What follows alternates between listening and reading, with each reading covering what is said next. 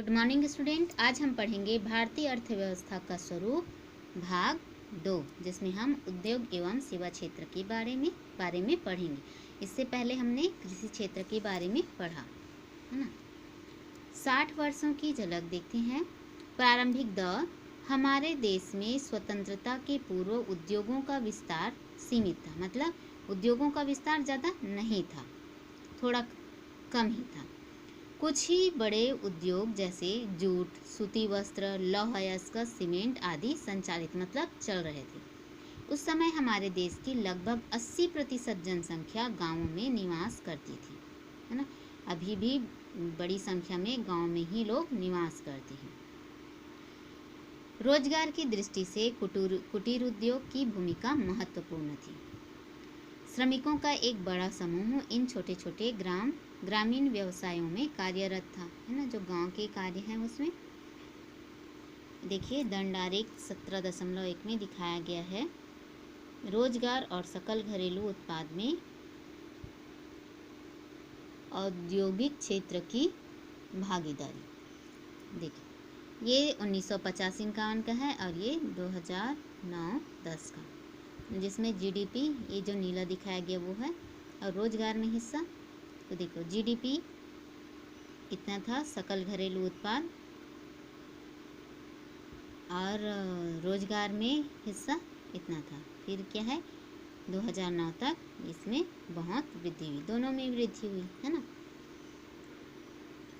1950-51 और 2009 के 60 वर्षों के अंतराल में जीडीपी में उद्योगों का योगदान 17% से बढ़कर कितना हो गया, 28% हो गया, है ना। और उद्योगों की भागीदारी रोजगार में कितना था, 11% था, वो क्या है 22% हो गया। आज़ादी के पश्चात उद्योगों के विकास के लिए सरकार ने कई कदम उठाए कि उद्योगों की स्थापना होनी चाहिए, जिससे देश का विकास होगा और लोगों को रोजगार मिलेगा।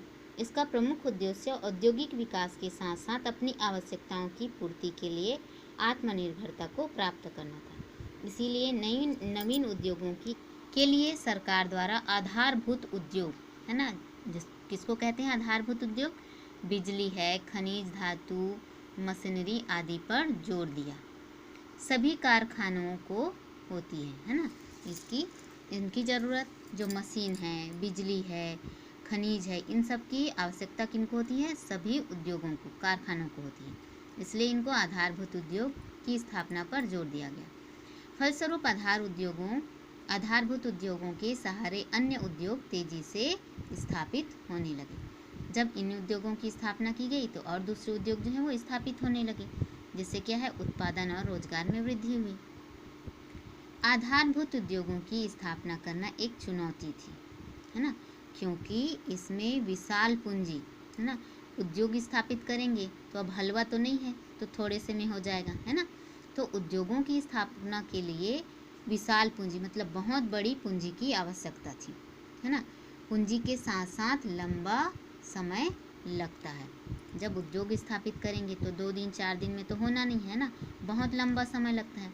उदाहरण के लिए दिया गया है कि बिजली उत्पादन के लिए बिजली घर, है ना, जिसको पावर प्लांट कहते हैं, की स्थापना में लगभग 5 से 10 वर्ष लग जाते हैं, जो पावर प्लांट है उसको बनाने में। इसीलिए ये उद्योग सरकार द्वारा स्थापित किए गए, क्योंकि सरकार, अब प्राइवेट कोई आदमी जो है वो इतनी पूंजी और पावर प्लांट जो है वो स्थापित तो नहीं कर सकता, है ना। तो ये उद्योग कौन स्थापित किए, सरकार द्वारा। स्वतंत्रता प्राप्ति के बाद वस्तुओं के उत्पादन में आत्मनिर्भरता व रोजगार में वृद्धि के लिए कारखानों की स्थापना को जो है तेजी से किया जाने लगा। वृहद मतलब बड़े, ये वृहद या बड़े उद्योग में लौह इस्पात, बिजली घर, खनिज आधारित संयंत्रों की स्थापना सरकारी क्षेत्रों में प्रारंभ की गई। ये जो बड़े बड़े उद्योग हैं ना, लौह इस्पात, बिजली और खनिज आधारित संयंत्र, तो क्या है सरकार के द्वारा स्थापित किए गए, है ना, निजी संस्थाओं द्वारा नहीं, है ना। अब देखते हैं सुधारों का दौर। उद्योगों के विकास के लिए सरकार ने कई नीतियाँ बनाई, जिससे क्या हो, उद्योग में सुधार हो सके। उदाहरण के लिए कुछ क्षेत्रों में उत्पादन का अधिकार जो है वो छोटे उत्पादकों को दिया गया, जैसे हैंडलूम, हथकरघा, जो हाथ से बनते हैं ना सामान, उसको कहते हैं हैंडलूम।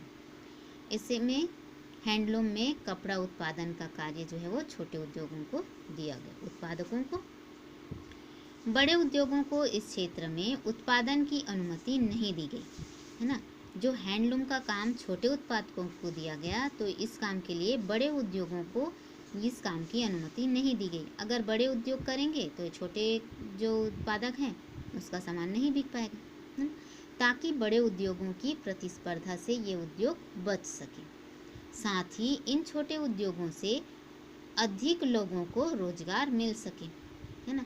और हाथ से जब कोई सामान बनाते हैं तो उसमें टाइम ज़्यादा लगता है, मेहनत ज़्यादा लगता है। फिर बड़े उद्योगों के लिए लाइसेंसिंग प्रणाली की व्यवस्था की गई।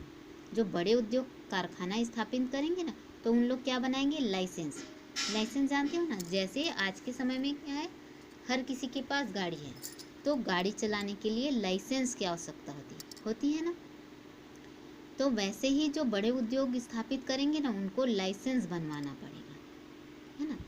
और उनके उत्पादन की मात्रा भी निश्चित कर दी गई। जो बड़े उद्योग जितना उत्पादन करेंगे उसकी क्या की गई कि मात्रा को निश्चित कर दी गई कि इतनी मात्रा में ही आप उत्पादन कर सकते हैं।